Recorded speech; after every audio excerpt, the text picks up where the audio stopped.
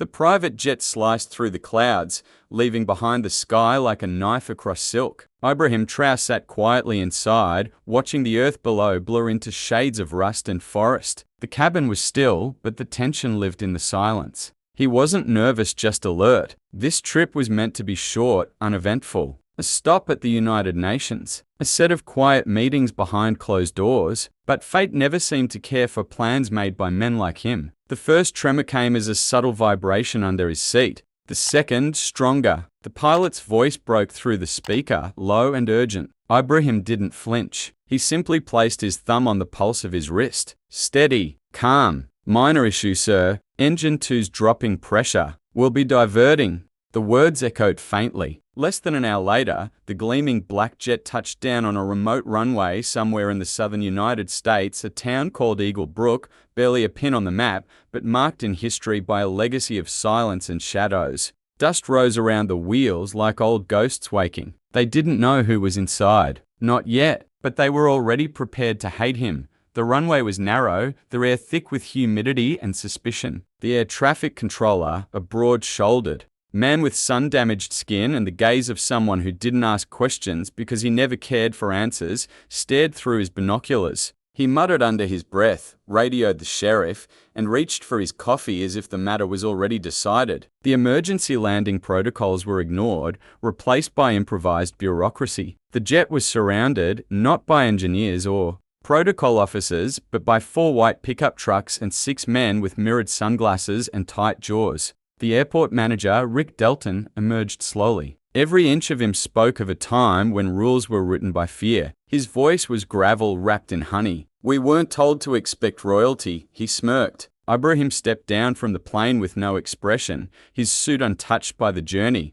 He didn't need to say anything. His presence was a language. Rick walked past everyone else, straight to him, extended a clipboard like a badge. "Name?" Ibrahim looked at him. "I steady." "Ibrahim Traoré. And where's Burkina Faso again?" The sarcasm wasn't even hidden. But Ibrahim didn't answer. He simply turned his head and looked beyond Rick to the silent town surrounding them. It reminded him of stories he'd heard in his youth about towns that smiled as they swallowed lives. They escorted him to a waiting room without furniture. The air conditioning was broken. The windows were smudged with years of disregard. His pilot and bodyguard were separated from him with practiced ease, told to wait outside while documents were verified, a junior officer no more. Then 25 stood by the door, hand resting on his belt like a warning. Ibrahim asked for water. It never came. Hours passed. The silence pressed in. Outside, a local mechanic named Reggie paused mid-shift, wiping oil from his hands. He'd seen the jet land, caught a glimpse of the man who stepped out. Something about him stirred memory. Reggie opened his phone, looked up the name. Within minutes, he was watching clips of Ibrahim speaking at the African Union, addressing European press with unflinching candor. Reggie's heart beat faster. He ran a hand over his face, turned to the man beside him. "You know who that is?" he whispered. "That's Traoré." The other mechanic shrugged. "Another African president?" "Not just that," Reggie said, eyes still on the screen. "He's the one who told them no." News moved quickly, even in towns like Eagle Brook. By late afternoon, local whispers were merging with distant murmurs. But inside the airport, Ibrahim remained untouched by it all. He sat with his hands folded, eyes closed, breathing slowly. A reporter from a nearby city, Isabel Ortiz, was already on the road. She had seen Reggie's social media post. The image of Ibrahim under a broken ceiling with peeling paint went viral. The caption, "When dignity lands in the wrong place." By the time Isabel reached the airport gates, the sheriff had returned. He was older than Rick, but just as dangerous. His calm came from decades of having the final word. "This isn't about race," he told the local news station that finally arrived. "It's about protocol," but even as he spoke, his voice cracked at the edges. For the first time in years, his words were being measured against truth. Inside, Reggie slipped Ibrahim a bottle of water and a whispered warning, "They won't let you leave easy. Not unless something loud happens." Ibrahim took the bottle, met his eyes, and smiled faintly. Then let them hear silence loud enough to break. Eagle Brook had buried more stories than it ever told. But as the world turned its gaze upon the dusty runway and the figure sitting still at its heart, those stories began to crawl toward the light. Narration moved between the present and the past, revealing snapshots of pain, the nurse whose call was ignored, the teacher whose lesson plan was labeled radical, the teenager whose protest was marked aggression. Each of them became a thread in the fabric that Ibrahim now sat within. Reggie, moved by something he couldn't quite name, gave Isabel the old files his father once tried to use in a lawsuit, records of traffic stops, property seizures, unmarked graves. She pieced them together, a story emerging like smoke under a closed door. The sheriff, meanwhile, started to feel the tremors. His phone buzzed without pause. Emails arrived from federal offices. The airport was no longer just an airport. It was a symbol, a metaphor caught mid-breath. Then came the press conference. The sheriff, Rick, and a few hastily assembled deputies stood in front of microphones, flanked by flags that no longer held meaning. Isabel streamed at Liv. Her feet ticked upward in thousands. She asked the first question, voice like a blade. Why is Ibrahim Traoré being held here? Rick stepped forward, trying for calm. We're not holding him. We're processing. Same as we would any international figure. But before he could finish, the crowd parted. Ibrahim walked toward them, flanked by Reggie and Isabel. His presence shifted the air. He did not raise his voice.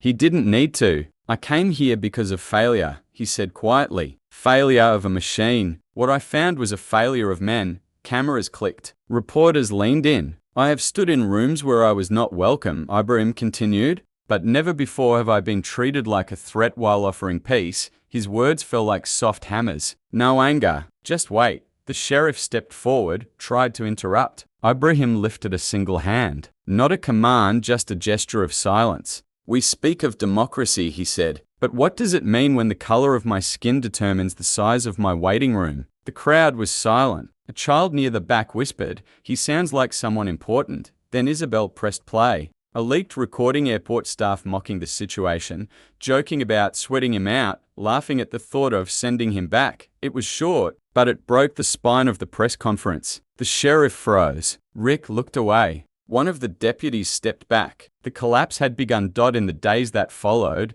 the reckoning unfolded quietly. No arrests were made, no statements given, but positions changed. Rick was asked to retire early. The sheriff stepped down for health reasons. The airport's clearance was revoked. National outlets replayed the footage. Headlines read, "Where power met silence and dignity on the tarmac." Reggie, once just a mechanic, became the founder of a local support group. He named it the Waiting Room. Isabel won an award, but more importantly, she stayed. She kept reporting. She turned the lens toward towns like Eagle Brook, one by one. Meanwhile, Ibrahim returned home. His last scene in the town was not public. No cameras. Just a girl, Reggie's niece, who approached him with a notebook. "Why didn't you yell at them?" she asked. He crouched beside her, gently tapping the page. "Because they've heard yelling before. But silence. They don't know what to do with silence." She nodded, as if she understood, and turned the page. The plane took off hours later, disappearing into the clouds the way it had come. Eagle Brook changed, but not loudly. Slowly, a new mural appeared near the hangar, Ibrahim's face, surrounded by quotes. The children in school studied the incident as part of their civics class. A plaque was nailed to the ground near the runway. Here, silence spoke louder than authority. Rick was spotted once at a gas station, buying cigarettes. A man ignored his greeting. He stood there for a moment, as if unsure whether he still existed. The sheriff moved out of state. No one noticed. No one cared. Reggie drove past the airport every morning just to remember. Not out of bitterness, but to remind himself of what had happened when truth landed. Uninvited and far away, Ibrahim sat beneath a tree in Ouagadougou watching children play. A journalist asked him, months later, what he remembered most about that day. He looked up at the sky and said, the weight of being unseen, and the power of staying still until they had no choice but to look. The quote was printed on postcards, on posters, on the final page of a best-selling biography. But for him, it was not a line. It was a memory, a wound, a mark. The day the world landed on a forgotten runway and found itself exposed.